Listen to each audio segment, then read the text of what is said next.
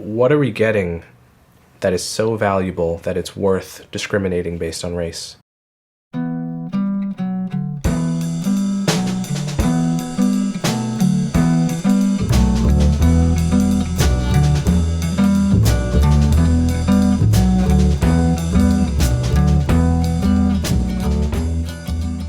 Freedom is not enough. You do not wipe away the scars of centuries by saying now, you are free to go where you want and do as you desire and choose the leaders you please. You do not take a person who for years has been hobbled by chains and liberate him, bringing up to the starting line of a race, and then say, you are free to compete with all the others, and still justly believe that you have been completely fair. What Johnson was saying was, we oppressed you, now we're going to lift you up and redeem you. Your fate, you don't see your fate as being in your hands. It's now in our hands, the government's hands, every kind of philanthropic group's hand, everybody's hands but yours. They want to keep the focus on what government or Washington or politicians or whites in general can do for blacks or should be doing for blacks instead of what blacks can do for themselves. There are various laws and policies that benefit one group at the expense of another.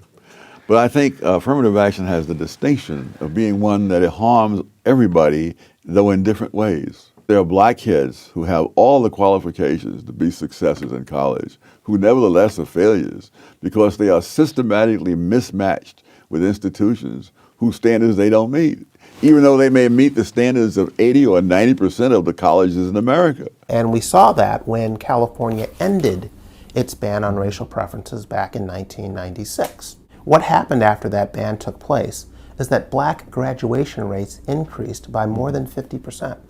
Not only overall, but in some of the more difficult disciplines like math and science and engineering, again, by more than 50%.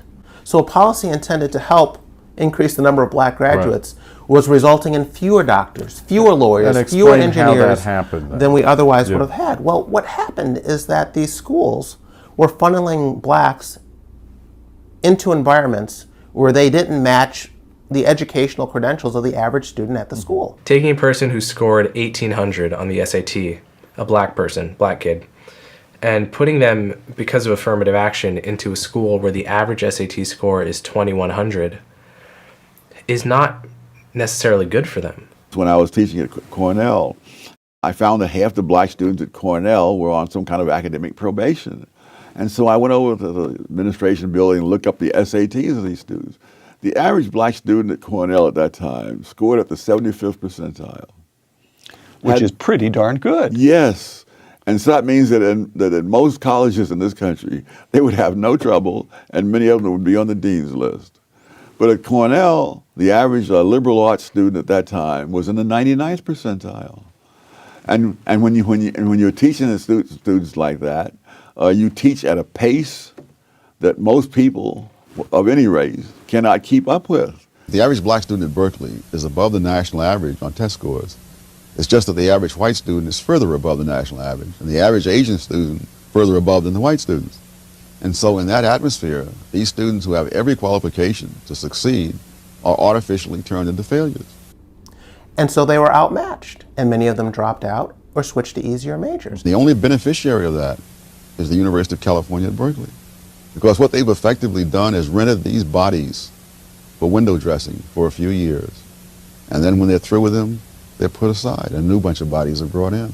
There was a study in the 80s of black students at MIT that found that while they were in the top 5% of math scores in the whole nation, they were in the bottom 5% of math scores at MIT.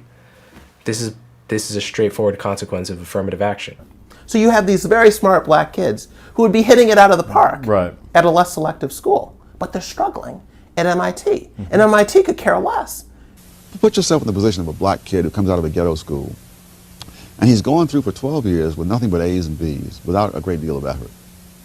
And now he finds himself for the first time in his life in a predominantly white environment. And he finds that when he works twice as hard as he's ever worked, all he gets back for his work is a D. And that there is also a minority establishment. This is true not only of blacks but of minorities in general. Establishment which tells him, yes, this is the racism on this campus. That the white power structure is trying to keep you down, and it has to have a certain plausibility to it. It would have had a certain plausibility to me had I come along in that era. Princeton sociologist Thomas Espenshade in 2009 found that the average Asian student had to score 450 points higher on the SAT than the average black student to have the same odds of getting into elite colleges. That's a massive gap. Yeah, it That's really a is. massive premium you're putting on being black and a massive penalty you're putting on happening to be born Asian.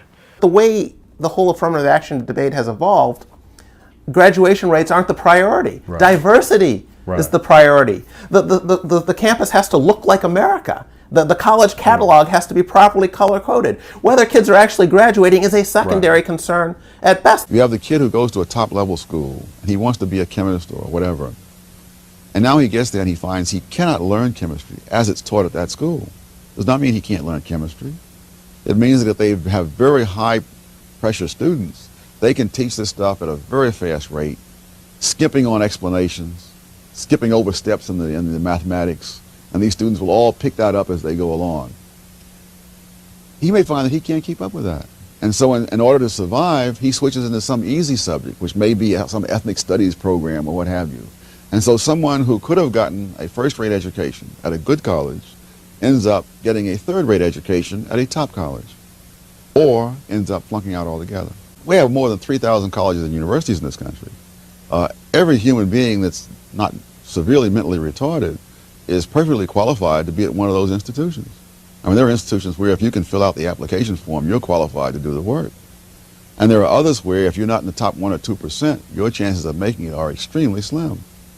And it's precisely these second places that they want to send black students that they don't send white students of the same level of ability.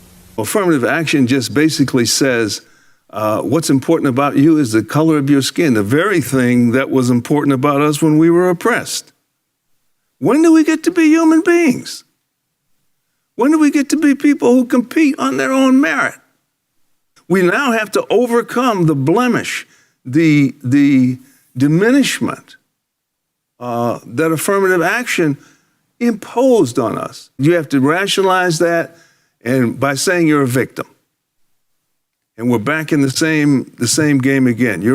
I'm a victim, and so therefore I deserve this. And I don't have to become competitive. And so affirmative action is a sort of archetypal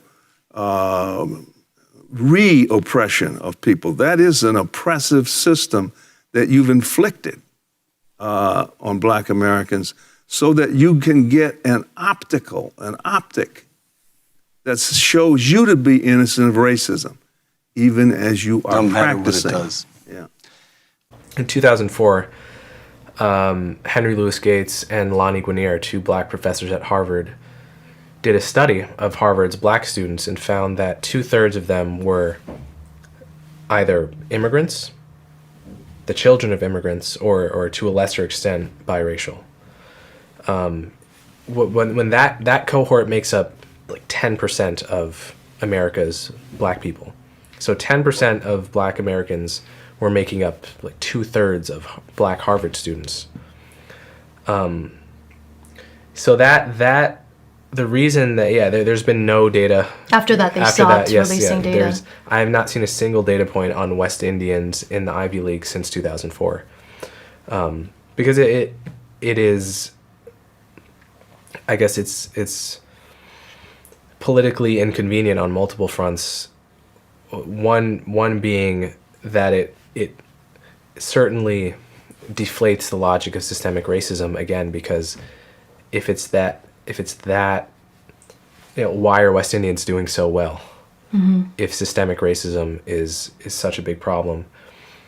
And the second way it's deflationary is that the supposed boon of affirmative action is being felt more by immigrants than by the people it was intended to help, which initially, which was is the descendants of American slaves. Right. It's patronization. It's African Americans embracing and the establishment adopting a set of practices that basically are rooted in the soft bigotry of low expectations. Yeah. My favorite sports league, the NBA, the National Basketball Association, is more than 65% black. And I don't think any serious person would believe that that's because white jocks just don't get a fair shake in American society. The reason is that there's what you might call a cultural variable. African Americans play basketball more, and so on average, at the median, with all due respect to the hick from French Lick, we're better at it. White guys play more baseball, and if you look at MLB, that is a very heavily Caucasian and Hispanic athletic league. And you see this same thing in more what you might call serious situations all the time. There simply has not been the pattern of entrepreneurship in the black population. That's been true of other groups such as the Irish, for example. The Irish are doing quite well today, but they're not doing well in entrepreneurial occupations. They're in the law, they're in the church, they're in this, they're in that. And on the bottom line is they're doing better than the average American, but they're not doing it in those particular fields. Every group succeeds in some particular area. Blacks who win Nobel Prizes don't win them in the same fields that the Chinese win Nobel Prizes in. In 1995, the government economist June O'Neill, who's a liberal, as I understand, and the conservative researcher Dinesh D'Souza, who was fairly nonpartisan at the time, looked at the troubling fact that there is a gap between black and white incomes. As I recall, African Americans made 82% of what Caucasians did. And this was just universally attributed to racism. And what they found out was that that wasn't the case. There were a lot of quote-unquote variables involved. African Americans are a younger population. The most common age for a black man is 27. The most common age for a white man is 58. Obviously, people earn more later in life when they've had the chance to move into executive roles. African Americans are much more concentrated in the South, where wages are lower for everyone. If you adjust for these factors and just a couple of others, I mean years, not even quality of schooling, just staying in school, average performance on a test like the SAT, the gap almost disappeared. When it comes to the incentives that are created, the businessman is going to try to protect himself whatever way he can, and that means hiring those blacks who are overqualified, who have a long track record, and so on. And that's what all the data show, that the more, for example, black couples where the husband and wife are both college educated now make more money than white couples where the husband and wife are both educated. But the black female-headed family has lost real income in absolute terms over the past several years and has fallen further behind white female-headed families. So the very opposite trends are going on at the same time, and you can't argue this because of blackness or racism, because both of them are black people. One group is shooting way ahead, one is falling further and further behind. And a large part of that reason, I believe, and the data seem to suggest, is because the incentives created by affirmative action and similar kinds of programs just make it too dangerous to take a chance. I find affirmative action as a term to be so misleading because it is a policy of racial discrimination straightforwardly. It is taking someone's skin color into account and judging them by a different standard, treating them differently on that basis. Straightforward example of a racially discriminatory policy, and would be recognized as such to someone with someone not from our culture would see that and think, oh, that's what the definition of racial discrimination is. So the question with affirmative action is, what are we getting that is so valuable that it's worth discriminating based on race? If the Ku Klux Klan had invented a social policy to keep black people down, they could not have done a better job than affirmative action. The colleges themselves try to say that they're victims of the racism of the larger society. And in point of fact, the racism on the campuses is greater than that in the larger society, in many campuses. And what I worry about is that they're going to graduate into the general society, blacks and whites alike, who hate each other's guts and who can be the leaders of new racial strife for the future.